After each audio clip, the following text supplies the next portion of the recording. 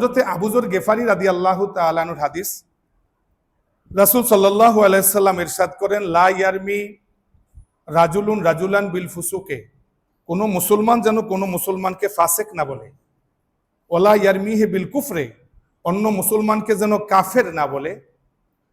যদি বলে তাহলে ইল্লা ইরতাদ্দাত আলাইহি ইল্লাম ইয়াকুন মিসলা যালিক, যদি ওই লোকটা কাফের না হয় তাহলে যে বলেছে সে কাফের হয়ে যাবে।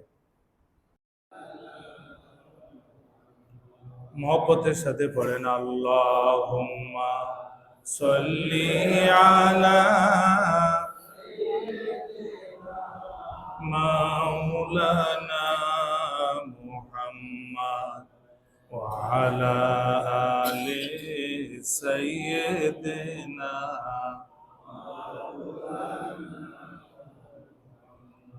कर दिया जंगे ओहुद में मुस्तफा दन दन शहीद, ये खिलाफत ये शरीयत हमको मिलने के लिए। अल्लाहुम्मा सल्ली अला मौलाना मुहम्मद व अला आलि सय्यिदिना।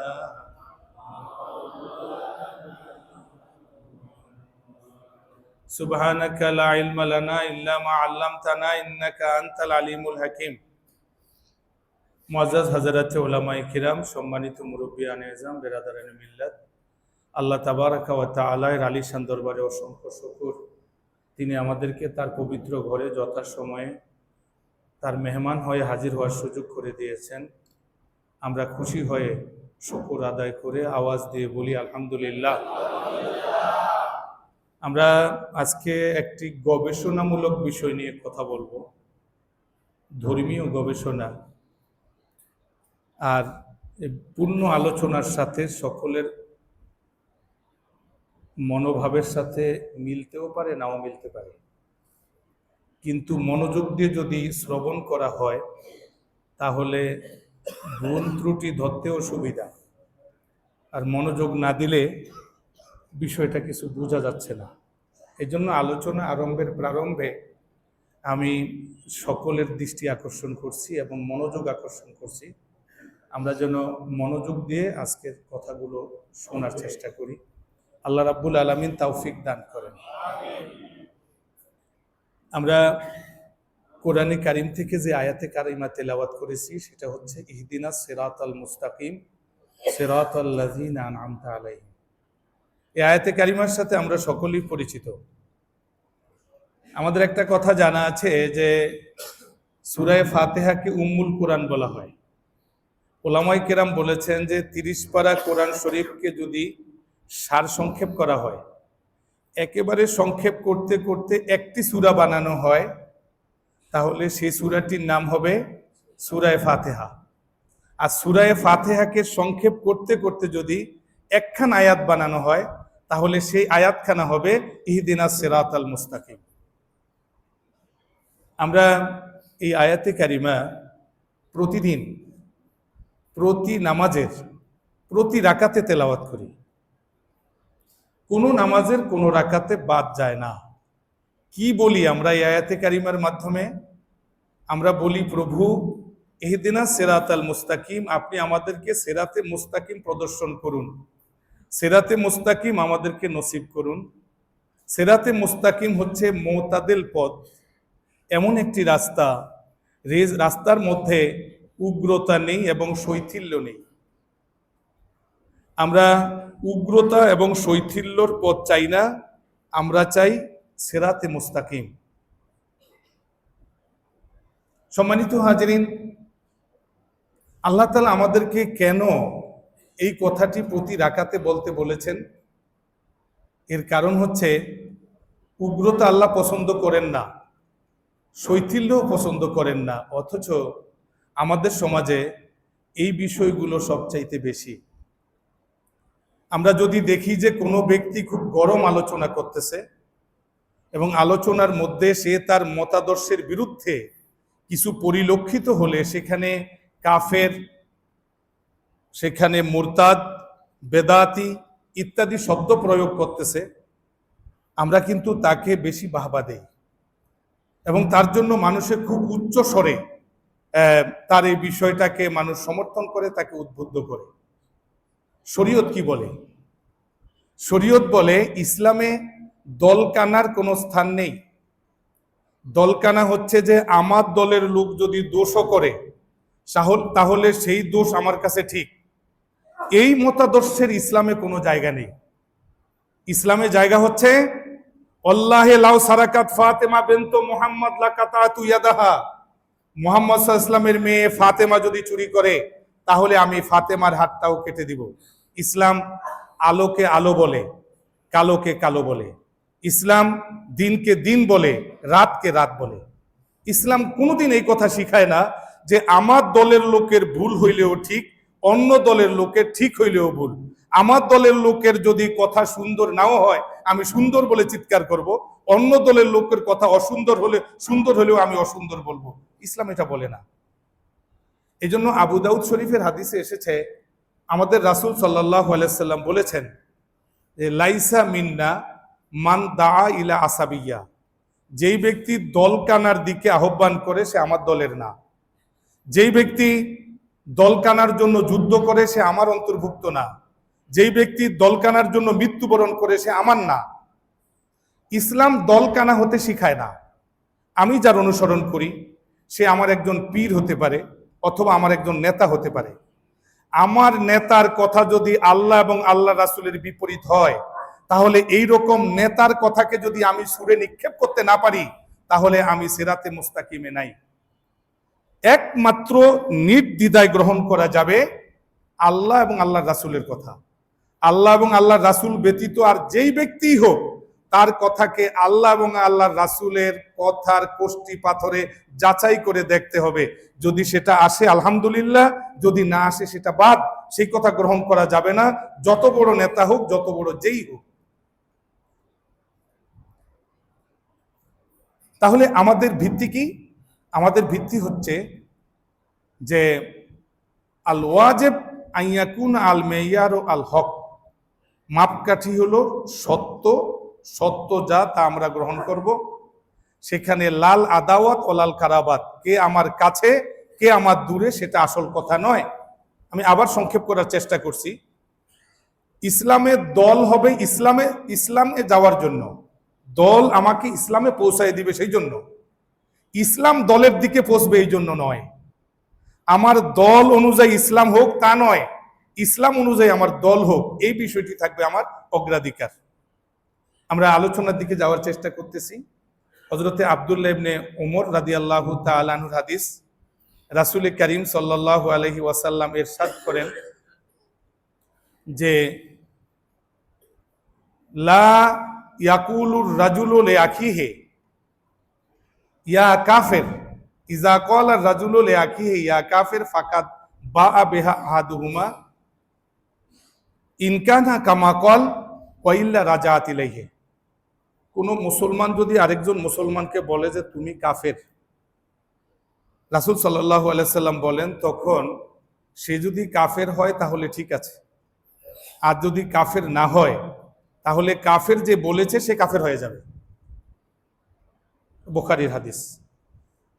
আর মুসলিম শরীফের হাদিস, আবু হুরায়রা রাদিয়াল্লাহু তাআলা আনহুর রিওয়ায়াত, রাসূল করিম সাল্লাল্লাহু আলাইহি সাল্লাম ঘোষণা করেছেন যে ইজা ক্বালার রাজুলু হালাকান নাস, যখন কোনো ব্যক্তি বলে যে ভাই দুনিয়াটা শেষ হয়ে গেল, মানুষগুলি শেষ, মানুষগুলো আর নাই, আল্লাহ নবী বলেন ফাহুয়া আহলাকুহুম, এই লোকটা সকলকে ধ্বংস করেছে।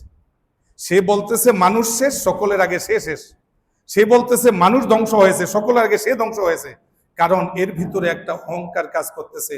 সে ভাবতেছে দুনিয়ার সব মানুষ থার্ড ক্লাস, উনি একমাত্র ফার্স্ট ক্লাস, সকলে ধ্বংস হয়ে গেছে, উনি কেবল ঠিক আছে, এর মানে উনি সকলের আগে শেষ। এটা মুসলিম শরীফের হাদিস। আল্লাহ নবী বলেন এই ধ্বংস করেছে সকলকে, এই লোকটাই সবচেয়ে খারাপ। সম্মানিত হাজিরিন, সারা বিশ্বে আজ নির্যাতিত মুসলমানের করুণ আর্তনাদে আকাশ বাতাস ভারী হয়ে যাচ্ছে। চারদিকে মুসলমানের রক্তের দুর্গন্ধ। কোথাও সন্তান তার বাবা হারিয়েছে, কোথাও বাবা তার সন্তান হারিয়েছে, কোথাও ছোট্ট শিশু বাবা মা আপনজন সব হারিয়ে আশাহীন ভাষাহীন অবস্থায় অপলক নেত্রে অনুন্নপায় নিরুপায় হয়ে সে তাকিয়ে আছে, কিং কর্তব্য বিমূঢ় হয়ে, কি করবে সে জানে না। আর কোথাও মুসলমানদের কন্যা, আমাদের বোন অথবা আমাদের মা অমুসলিমদের কারাগারে আবদ্ধ হয়ে ইজ্জত সম্মান লুণ্ঠিত করে সেখানে সে অনাহারে প্রহর গুনতেছে, সামান্য খাবার তার ভাগ্যে জুটছে না। আর ঠিক এই কঠিন সময়ে কিছু কিছু মুসলমান আনন্দের আতিশায্যে তাদের দুটো গাল লাল হয়ে যাচ্ছে। তারা খুবই খুশি এই জন্য যে যাদেরকে শাস্তি দেওয়া হচ্ছে ওরা কিন্তু আমাদের দলের না।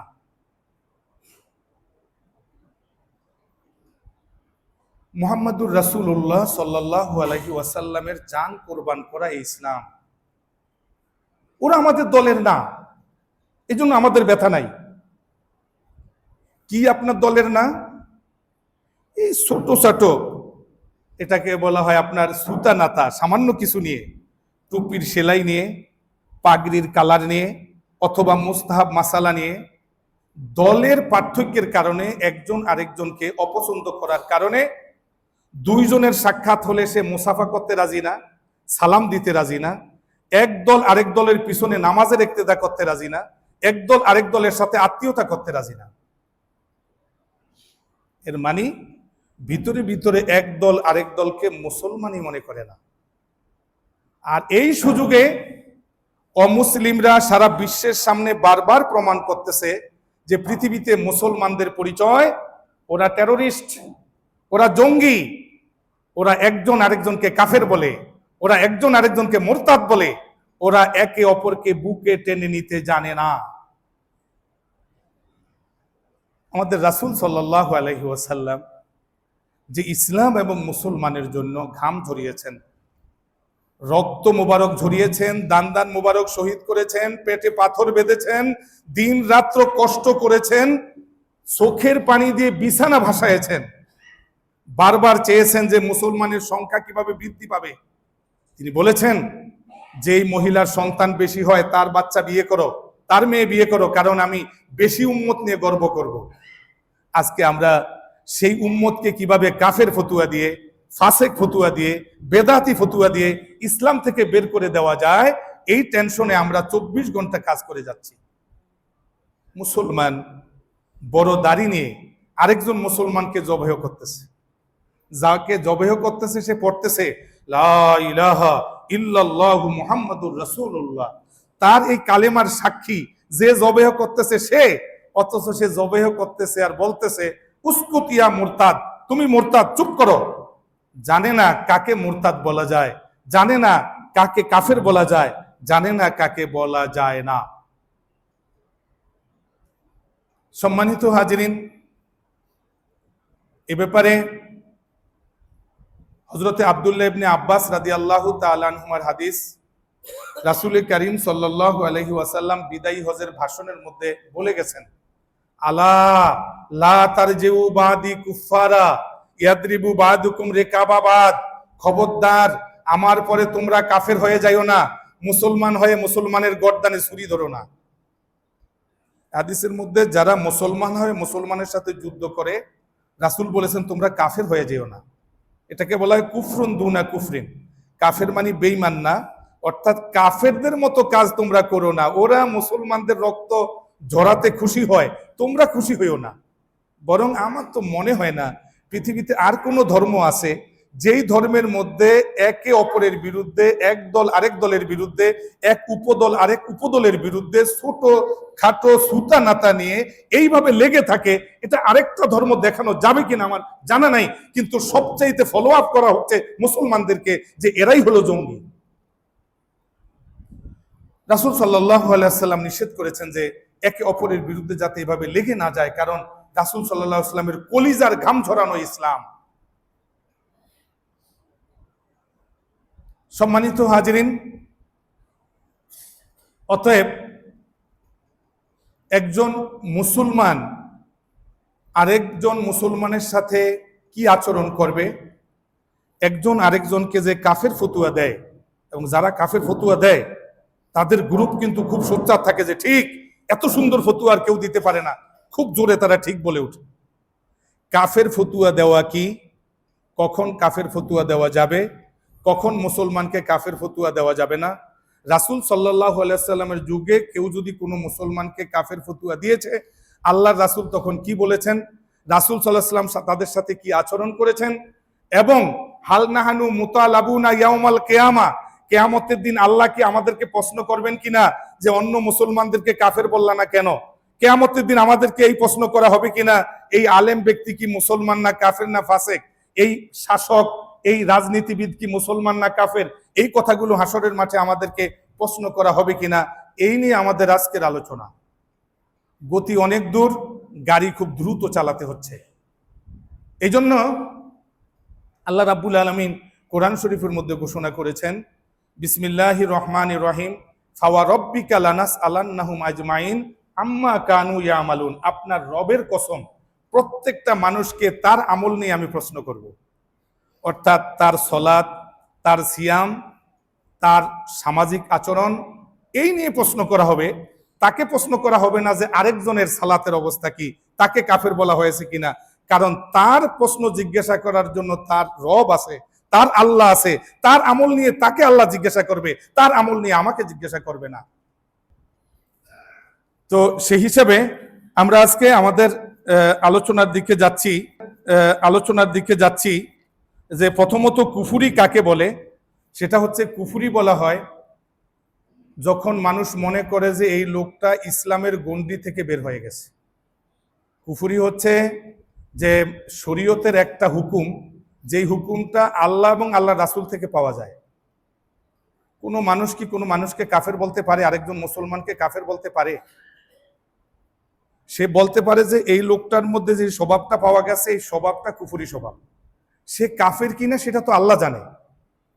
একমাত্র কোনো মানুষের ব্যাপারে যদি বোঝা যায় যে সে তার ঈমান আছে, তাহলে নিশ্চিত সে কুফুরি করে, এই ব্যাপারে নিশ্চিত না হয়ে তার ব্যাপারে কুফুরি শব্দ প্রয়োগ করা বড় ভয়ঙ্কর, এটা প্রয়োগ করা যাবে না। আমরা একটি একটি করে প্রায় 13 হইতে 14টি দলিল বুখারী শরীফ এবং মুসলিম শরীফ থেকে দেওয়ার চেষ্টা করতেছি আমাদের এই মতের সমর্থনে। প্রথমটি হচ্ছে, আন উসামা ইবনে যায়েদ রাদিয়াল্লাহু তাআলা আনহু ক্বালা বাসানা রাসূলুল্লাহ সাল্লাল্লাহু আলাইহি ওয়াসাল্লাম ইলাল হুরুকাতে মিন জুহাইনা। হাদিস শুরু হয়ে গেছে, বুখারীর হাদিস। উসামা ইবনে যায়েদ রাদিয়াল্লাহু তাআলা আনহু বলেন যে রাসূল সাল্লাল্লাহু আলাইহি ওয়াসাল্লাম আমাদেরকে ধর্মযুদ্ধে প্রেরণ করেছেন। সেটা ছিল জুহাইনা গোত্রের হুরুকাত। ওই এলাকায় আমরা যুদ্ধের জন্য যাব। ফাসাব্বাহনাল কাওমা। উসামা রাদিয়াল্লাহু তাআলা আনহু বলেন যে আমরা প্রত্যুষে একদম সকালবেলায় সেখানে পৌঁছলাম। এরপর যুদ্ধ শুরু হয়ে গেল। যুদ্ধের মধ্যে আমাদের কিছু সাথী, কিছু সাহাবী শহীদ হয়েছে, তাদের কিছু লোক মারা গেছে। ফাহাজামনাহুম, শেষ পর্যন্ত আমরা জয়লাভ করেছি। জয়লাভ করার পর ফালাকিতু আনা ওয়া রাজুলুম মিনাল আনসারে রাজুলাম মিনহুম, আমি আর একজন আনসার সাহাবী তাদের একটা লোককে আমাদের সামনে পেলাম। কাকে পেলাম? যেই লোকটা একটু আগেও আমাদের সাথে যুদ্ধ করেছে, তার হাতে একটা তরবারি, সেই তরবারি থেকে মুসলমানের রক্ত লেগে আছে তরবারিতে, তার জামায় মুসলমানের রক্ত লেগে আছে। আমরা দুইজন তাকে ধরব। সে যখন বুঝতে পারলো যে ধরা পড়ে যাবে, তখন সে একটা গাছের আড়ালে আশ্রয় নিয়েছে আর তরবারিটা ফেলে দিয়েছে। উসামা রাদিয়াল্লাহু তাআলা আনহু বললেন যে ফালাম্মা গাশিনাহু, আমরা যখন তাকে বেষ্টন করে ফেললাম, সে আর যাওয়ার কোনো রাস্তা নেই, তখন সে বলল লা ইলাহা ইল্লাল্লাহু মুহাম্মাদুর রাসূলুল্লাহ। লা ইলাহা ইল্লাল্লাহর দাম আছে। কোন মানুষের জবান থেকে যদি লা ইলাহা ইল্লাল্লাহ আসে, এটা বিবেচনায় আনতে হবে যে কি বলেছে। উসামা বলেন যে আমার সাথে যে আনসার সাহাবী ছিলেন, তিনি লা ইলাহা ইল্লাল্লাহ শোনার পর তরবারি সরাই নিয়েছে, কিন্তু আমি আমার বর্ষা বিদ্ধ করে ওকে হত্যা করে ফেললাম। ফাল্লাম্মা কাদেমনা, আমরা যখন মদিনায় আসলাম, রাসূল সাল্লাল্লাহু আলাইহি সাল্লাম যুদ্ধের বিবরণ শুনতেছেন, মুসলমানদের সাফল্য শুনতেছেন। যখন এই কথায় আসলাম যে আমি ওই লোকটাকে হত্যা করেছি, রাসূল সাল্লাল্লাহু আলাইহি সাল্লামের চেহারা বিবর্ণ হয়ে গেল। আল্লাহ রাসূল বললেন যে ইয়া উসামা আকাতালতাহু বাদামা ক্বালা লা ইলাহা ইল্লাল্লাহ, সে লা ইলাহা ইল্লাল্লাহ বলার পরেও তুমি তাকে হত্যা করেছো? উসামা জবাব দিলেন, আমরা আমাদের সমাজে যেরকম জবাব দিই যে ইয়া রাসূলুল্লাহ, তরবারির মধ্যে মুসলমানদের রক্ত লেগে আছে, গায়ের মধ্যে রক্ত, একটু আগেও মুসলমান হত্যা করেছে, ও তো ইসলামের কালেমা পড়ে নাই, ইন্নামা ক্বালা মুতাআউযিজান, সে জীবন বাঁচানোর জন্য কালেমা পড়েছে, এই জন্য আমি তাকে হত্যা করেছি। এই কথা শোনার পর আল্লাহ রাসূল আবার বলতেছেন, আকাতালতাহু বাদামা ক্বালা লা ইলাহা ইল্লাল্লাহ, লা ইলাহা ইল্লাল্লাহ বলার পর তাকে হত্যা করেছো? উসামা বলতেছে ইয়া রাসূলুল্লাহ, সে তো তরবারির ভয়ে কালেমা বলেছে। আল্লাহ রাসূল বললেন যে আফালা শাকাক্তা কালবাহু, তুমি তার কলবটা বিদীর্ণ করে দেখেছো যে ওখানে লা ইলাহা ইল্লাল্লাহ আছে কিনা? একটু পরে আল্লাহ রাসূল বললেন যে উসামা, মা তাসনাউ বিলা ইলাহা ইল্লাল্লাহ ইজা জাআত ইয়াউমাল কিয়ামা, কিয়ামতের দিন যখন লা ইলাহা ইল্লাল্লাহ তোমার সামনে আসবে, ওই লোকটা আসবে তোমার সাথে যুদ্ধ করার জন্য, তুমি কি জবাব দিবে? আল্লাহু আকবার। আল্লাহ রাসূল এমন ভাবে বলতেছেন যে উসামা লাস্টেবল বলতেছে যে ইয়া রাসূলুল্লাহ, আপনি আমার জন্য একটু আল্লাহর কাছে ক্ষমা চান, আমি তো ভুল করে ফেলেছি। আল্লাহ রাসূল আবার বললেন যে উসামা, মা কাইফা তাসনাউ বিলা ইলাহা ইল্লাল্লাহ ইজা জাআত ইয়াউমাল কিয়ামা, কিয়ামতের দিন যখন এই লা ইলাহা ইল্লাল্লাহ তোমার সামনে এসে দাঁড়াবে, তুমি কি করবে? এতবার রাসূল কথাটা বলতেছিলেন বারবার। উসামা বলতেছে যে তখন আমি ভাবলাম যে তামান্নাইতু আন্নি লাম আকুন আসলামতু কাবলা আল ইয়াউম, আমার মন চাইলো যদি আমি এই দিনের আগে মুসলমান না হইতাম, আজকে যদি মুসলমান হতাম। কারণ রাসূল সাল্লাল্লাহু আলাইহি ওয়াসাল্লাম এত কষ্ট পেয়েছেন যে একটা কথাই বারবার বলতেছেন যে লা ইলাহা ইল্লাল্লাহ কিয়ামতের মাঠে আসলে তুমি কি করবে? আমরা মানুষের লা ইলাহা ইল্লাল্লাহর মূল্য দিতে চাই না। হযরতে আবু যর গেফারি রাদিয়াল্লাহু তাআলা আনহুর হাদিস, রাসূল সাল্লাল্লাহু আলাইহি সাল্লাম ইরশাদ করেন, লা ইয়ারমি রাজুলুন রাজুলান বিল ফুসুকে, কোন মুসলমান যেন কোন মুসলমানকে ফাসিক না বলে, ওয়ালা ইয়ারমিহি বিল কুফরে, অন্য মুসলমানকে যেন কাফের না বলে, যদি বলে তাহলে ইল্লা ইরতাদ্দাত আলাইহি ইল্লাম ইয়াকুন মিসলা যালিক, যদি ওই লোকটা কাফের না হয় তাহলে যে বলেছে সে কাফের। আমরা যদি সাহাবায়ে কেরামের জীবনের দিকে লক্ষ্য করি, আমরা দেখব যে সাহাবায়ে কেরাম একের সাথে অপরের মতের ভিন্নতা ছিল, আদর্শগত পার্থক্য ছিল। এক সাহাবীর সাথে আরেক সাহাবীর যুদ্ধ হয়েছে, কিন্তু আপনি দেখাতে পারবেন না যে সাহাবী সাহাবীর বিরুদ্ধে তরবারি ধরেছে ঠিক, কিন্তু মুরতাদ বলে নাই, তরবারি ধরেছে ঠিক কিন্তু কাফের বলে নাই। আরেকজন মুসলমানকে হত্যা করার চাইতে তাকে কাফের বলা, তাকে মুরতাদ বলা জঘন্য। আমরা তো যে এইভাবে কাফের বেশি বলে মনে করি বড় আলেম, এর চাইতে আর বড় হুজুর কেউ নাই, নাউযুবিল্লাহি মিন যালিক। একজন মুসলমানকে কখন কাফের বলা যাবে এই বিষয়টা আগে জানা থাকতে হবে। কয়েকটা জিনিস সামনে রাখতে হবে। যেই লোকটার মধ্যে আমি কোনো কুফরি আচরণ দেখেছি, প্রথম দেখতে হবে সে যে আচরণটা কি ইচ্ছা করে করেছে না না জেনে করেছে, এক। দুই নাম্বারে সে কি স্বাভাবিকভাবে করেছে না চাপে পড়ে করেছে। তিন নাম্বার, সে কি কোনো কোরআন হাদিস বুঝতে গিয়ে গবেষণায় ভুল করেছে কিনা। চার নাম্বার, সে এই কুফরি আচরণটা করার পর তওবা করেছে কিনা। হালিয়াকুলু জালিকা জাহেলান আম ফালা জালিকা মুত্তাররান আও ফালা জালিকা মুতাআউওয়ালান আও মুজতাহিদান আও ফালা ওয়া তাবা ওয়ালাম ইউলাম আন্নাহু তাবা, মানুষ জানে না সে তওবা করেছে, আসলে তওবা করেছে কিনা। এই কয়েকটা বিষয় সামনে রেখে এরপর সিদ্ধান্ত দিতে হবে লোকটা কাফের হয়েছে কিনা। আমাদের নবী মুহাম্মদুর রাসূলুল্লাহ সাল্লাল্লাহু আলাইহি সাল্লাম এই বিষয়গুলো খুব গভীরভাবে সাহাবীদেরকে বুঝাতেন, আর এই বোঝানোর জন্য মাঝে মাঝে আগেকার দিনের দৃষ্টান্ত সামনে নিয়ে আসতেন। বুখারী শরীফের হাদিসে আছে, রাসূল সাল্লাল্লাহু আলাইহি সাল্লাম বলেন, কানা রাজুলুন মিম্মান কাবলাকুম রাগ্গাসাল্লাহু লাহু মাল। তোমাদের পূর্বে এক ব্যক্তি ছিল, আল্লাহ তাকে অঢেল সম্পদ দিয়েছেন। অঢেল সম্পদের কারণে কোনো মানুষ জাহান্নামে সহজে চলে যায়, আর কোনো মানুষ জান্নাতে যায়। কারোর টাকা পয়সা গানের মধ্যে, নৃত্যের মধ্যে, মদের আড্ডাখানায়, জুয়ার মধ্যে চলে যায়, আর কারোর টাকা পয়সা মসজিদ মাদ্রাসায় যায়। তো এই লোকটা অঢেল সম্পদের মালিক হওয়ার পর সে একদিন তার সন্তানদেরকে ডেকে বলতেছে যে আইয়ু আবিন কুন্তুলাকুম। সে যখন দেখলো যে সে মারা যাবে আর বেশি দিন বাঁচবে না, তখন বলল যে আমি তোমাদের কেমন বাবা? তো সন্তানেরা বলতেছে খায়রাব, আপনি আমাদের শ্রেষ্ঠ বাবা। তখন বলল যে দেখো, আমি তোমাদের শ্রেষ্ঠ বাবা, টাকার মালিক হয়ে আমি কিন্তু নেক আমল করতে পারি নাই, আমার জীবনটা আমি বরবাদ করে দিয়েছি। আমি তোমাদেরকে একটা পরামর্শ দেই, ইন আনা মৃত্যু, আমি যখন মারা যাবো, এটা বুখারীর হাদিস, কয়েকবার আছে বুখারী শরীফে, আমি যখন মারা যাব তখন তোমরা আমাকে আগুন দিয়ে জ্বালায় দিবে। লাশটা জ্বালায় দেওয়ার পর এই ছাইগুলোকে পেষণ করবে, এগুলোকে গুঁড়ো করবে, গুঁড়ো করার পর অপেক্ষা করবে কোন দিন ঝড়ো বাতাস আসে। বাতাস যেদিন বেশি হবে, জঞ্জা আসবে, সেদিন অর্ধেক সাগরে ভাসায় দিবে, অর্ধেক মাটির মধ্যে ছিটে দিবে।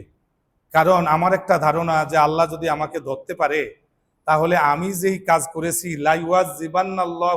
লাইওয়াজিবুনিল্লাহু আযাবান লাইওয়াজিবু আহাদাম মিনাল আলামিন, জগতে কাউকে যেই শাস্তি দেন নাই আমাকে সেই শাস্তি দিবেন।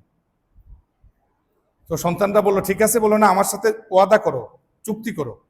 ওরা ওয়াদায় আবদ্ধ হয়ে গেল। মারা যাওয়ার পর সন্তানেরা তাই করলো। আল্লাহ রাব্বুল আলামিন সাগরকে বললেন যে তোমার মধ্যে যা আছে একত্র করো, জমিনকে বললেন একত্র করো। আল্লাহ বললেন কুম বিইজনিল্লাহ, লোকটা আগের মতো মানুষ হয়ে দাঁড়ায় গেল। বুখারীর হাদিস। তো আল্লাহ তাআলা বললেন যে এরকম করলা কেন? বলে যে মিন খাশিয়াতিকা ইয়া রব, আল্লাহ আপনার ভয়ে করেছে। ফাগাফারাল্লাহু লাহু, আল্লাহ তাকে মাফ করে দিলেন। আচ্ছা, আইনে কি বলে?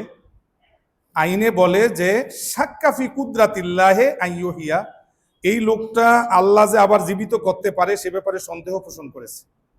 আল্লাহ যে তার আবার হিসাব নিতে পারে সন্দেহ পোষণ করেছে।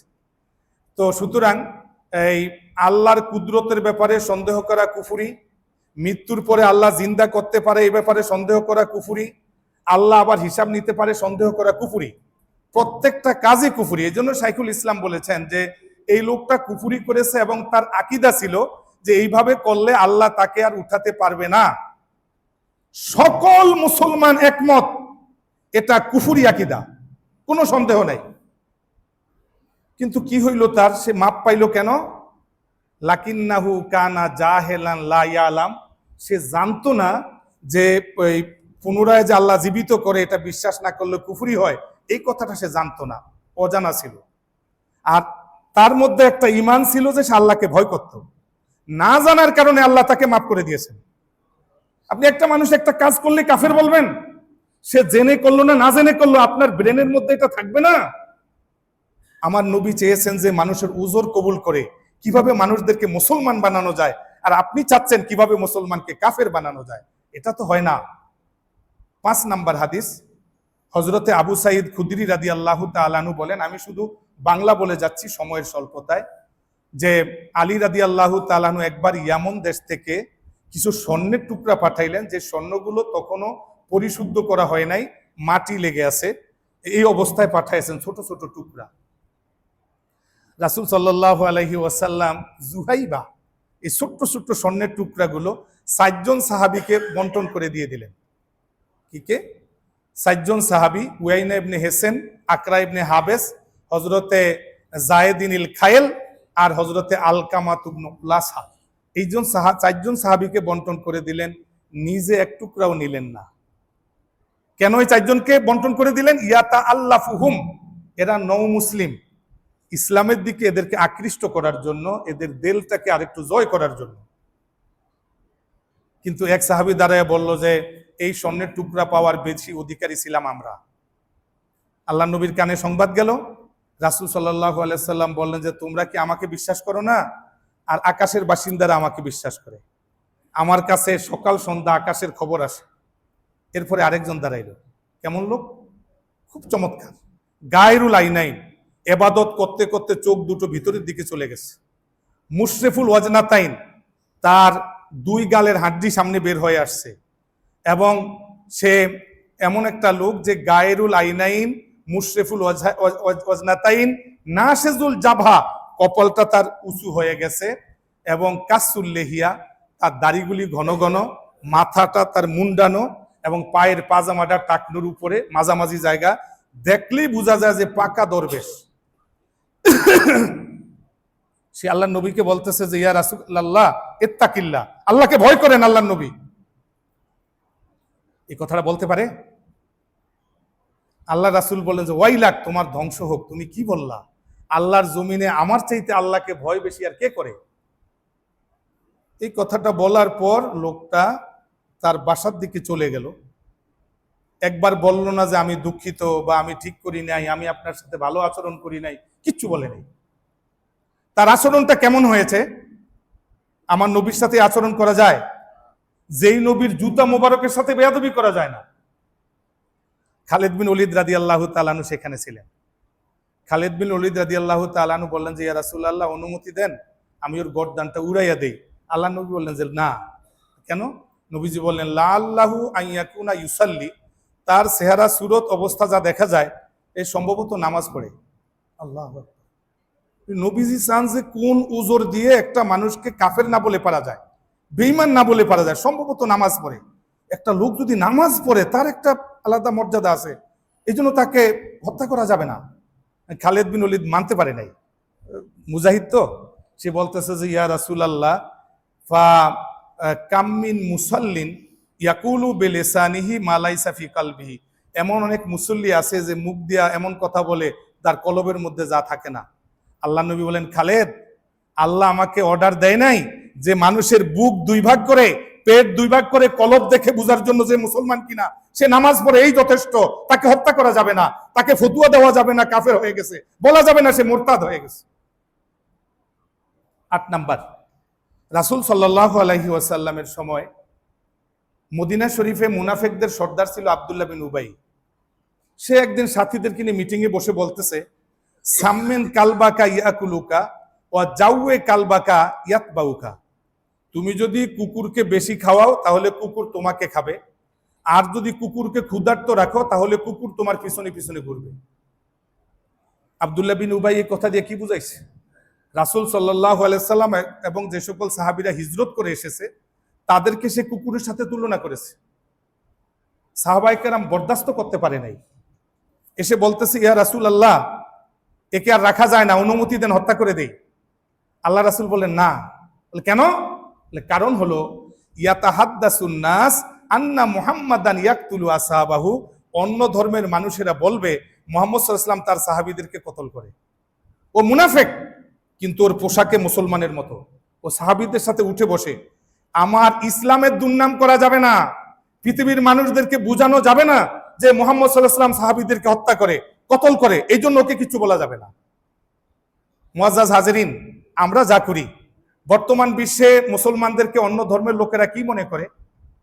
তারা যখন দেখে মুসলমানকে জবেহ করতেছে, তারা যখন দেখে পত্রিকায় আসে মুসলমানদের মধ্যে এক গ্রুপ আরেক গ্রুপের সাথে লড়াই করতেছে, তারা যখন দেখে পত্রিকায় এসেছে মুসলমান এক গ্রুপ আরেক গ্রুপকে কাফের বলতেছে, ফাসেক বলতেছে, বেদাতি বলতেছে, সালাম দিচ্ছে না, কথা বলতেছে না, নামাজের ইক্তেদা করতেছে না, ইসলামের কি পরিমাণ সুনাম আমরা বিধর্মীদের কানে দিতে পারতেছি, কি মেসেজ আমরা দিচ্ছি তাদেরকে।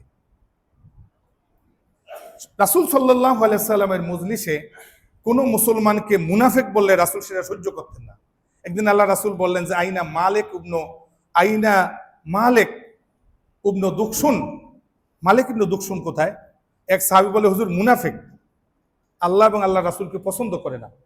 নবীজি বলেন এভাবে বলবা না। কয় হুজুর ওটা দেখেছি, মুনাফিকদের সাথে ভালোবাসা, মুনাফিকদের সাথে বন্ধুত্ব, মুনাফিকের সাথে উঠা বসা করে। আল্লাহ নবী বললেন যে সে লা ইলাহা ইল্লাল্লাহ বলছে না, আল্লাহর সন্তুষ্টির জন্য যে লা ইলাহা ইল্লাল্লাহ বলে জাহান্নামের আগুন তার জন্য হারাম হয়ে যায়। তো এই হাদিসের মধ্যে দেখা যায় আমরা তো যদি দেখি যে অমুকের সাথে উঠা বসা করে, অমুকের সাথে বন্ধুত্ব, আমরা তো একটা ফতুয়া লাগাই দেই, তাহলে এই লোকটা মনে হয় কাফের হয়ে গেছে। তো রাসূল সাল্লাল্লাহু আলাইহি ওয়াসাল্লাম বারবার উযর কবুল করতেন যে কোন লোকটার উযর কবুল করা যায়। আপনি দেখেন হযরতে আম্মার রাদিয়াল্লাহু তাআলা আনহু, উনি কিন্তু শিরক করছে, সাহাবী, আপনি কি ফতুয়া দিবেন? রাসূল সাল্লাল্লাহু আলাইহি ওয়াসাল্লামের সামনে এসেছে, তার চেহারা থেকে রক্ত ঝরতেছে, দেহ থেকে রক্ত ঝরতেছে, যে ইয়া রাসূলুল্লাহ, ওরা আমার উপর অত্যাচার করতেছে মক্কার জীবনে, ওরা আমাকে এমন আঘাত করতেছে। শেষ পর্যন্ত মূর্তির কাছে নিয়ে বলল যে বলো যে এই প্রতিমাটা মুহাম্মদ সাল্লাল্লাহু আলাইহি ওয়াসাল্লামের রবের চাইতে উত্তম। ইয়া রাসূলুল্লাহ, আমি সহ্য করতে না পেরে বলেছি, হ্যাঁ বলেছি। ইয়া রাসূলুল্লাহ, আমার উপায় কি? কাঁদতেছে। আল্লাহ নবী বলেন, আচ্ছা তুমি যখন হ্যাঁ বলছো, তোমার কলবের অবস্থাটা কি ছিল? আমার কলবের অবস্থাটা ছিল মুতমাইন্নুন বিল ঈমান, ঈমান দ্বারা পরিপূর্ণ। আল্লাহ নবী বলেন, কোনো সমস্যা হয় নাই, তুমি কাফের হও নাই, কাফের হও নাই। এর মধ্যে জিবরাইল আমিন কোরআন শরীফের আয়াত নিয়ে এসেছে, ইল্লা মান উকরেহা, কাউকে যদি বাধ্য করা হয়, যেমন ইন্ডিয়া করা হয়, যেমন ফিলিস্তিন করা হয়, যে তাকে বাধ্য করা হয় আল্লাহর বিরুদ্ধে কথা বলার জন্য, ও কলবুহু মুতমাইন্নুন বিল ঈমান, তার কলবের মধ্যে ঈমান পরিপূর্ণ থাকে, বেঈমান হবে না, কাফের হবে না, ফাসিক হবে না, বেদাতি হবে না, মুরতাদ হবে না, কিচ্ছু হবে না। 12 নম্বর হাদিস, আমরা দেখি যে হযরতে রাসূল সাল্লাল্লাহু আলাইহি ওয়াসাল্লামের যুগে কুদামা ইবনে মাজউন রাদিয়াল্লাহু তাআলা, কি হয়েছে? কুদামা ইবনে মাজউন রাদিয়াল্লাহু তাআলা আনহুর, উনি সাহাবী, রাসূলের যুগে ছিলেন, আরবি ভাষাভাষী লোক, কোরআন শরীফ পড়তেছে। কোরআন শরীফের মধ্যে লেখা আছে, লাইসা আলাল লাযিনা আমানু ওয়া আমিলুস সালিহাতি জুনাহুন ফিমা তাইমু ইজা মাত্তাকাউ ওয়া আমানু। আয়াতের বাংলা অর্থ হইল, যাদের ঈমান আর তাকওয়া ঠিক আছে, তারা যা খায় কোনো দোষ নাই। বাংলা অর্থ। আরে ভাই, বাংলা অর্থ বুঝলে তো কোরআন শরীফ বোঝা যায় না। বই পড়ে ডাক্তার হয় না, ডাক্তারের পিছনেও ঘুরতে হয়।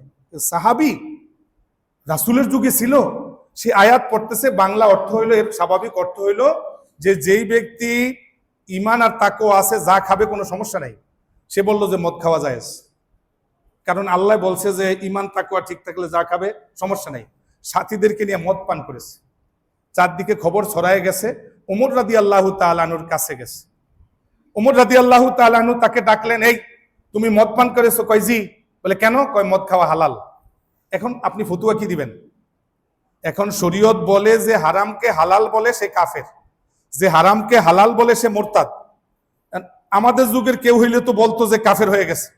ওমর রাদিয়াল্লাহু তাআলা আনহু বললেন, কেমনে হালাল? বলে যে আল্লাহ বলছে না যে ঈমান আর তাকওয়া ঠিক থাকলে যা খাবে দোষ নাই। ওমর বললেন যে তুমি তো আসলে এর আগে পিছনে কিছু জানো না। আয়াতের শানে নজুল জানো? এই আয়াত হইল, যখন মদ হারাম হয়েছে তখন কিছু মুসলমানরা বলেছে যে ইয়া রাসূলুল্লাহ, আমাদের বাপ দাদা যারা মদ হালাল হওয়ার আগে মারা গেছে, ওরা মদ পান করেছে, ওদের উপায় কি? তখন আল্লাহ বলেছেন যে আগে যারা মারা গেছে তাদের ঈমান তাকওয়া ঠিক থাকলে সমস্যা নাই, আর এখন যারা আছো তোমাদের জন্য মদ হারাম, তো আগের মানুষের জন্য যা, তুমি সেটা আনছো কেন? দেখেন, সাহাবী হইয়া যদি তর্জমা বুঝতে ভুল হয়, তাহলে আপনার আমার তো ভুল হইতে পারে। একজনের বুঝতে ভুল, এই জন্য তাকে কাফের বলা যাবে না। ওমর রাদিয়াল্লাহু তাআলা আনহু তাকে কাফের বলে নাই। আর ছোট্ট দুইটা কথা বলে শেষ করে দিই। আপনি দেখেন, হযরতে মুআজ রাদিয়াল্লাহু তাআলা আনহু, তিনি শাম দেশ থেকে এসে আল্লাহর নবীকে দেখেই একটা সেজদা করলেন। আপনি কি ফতুয়া দিবেন?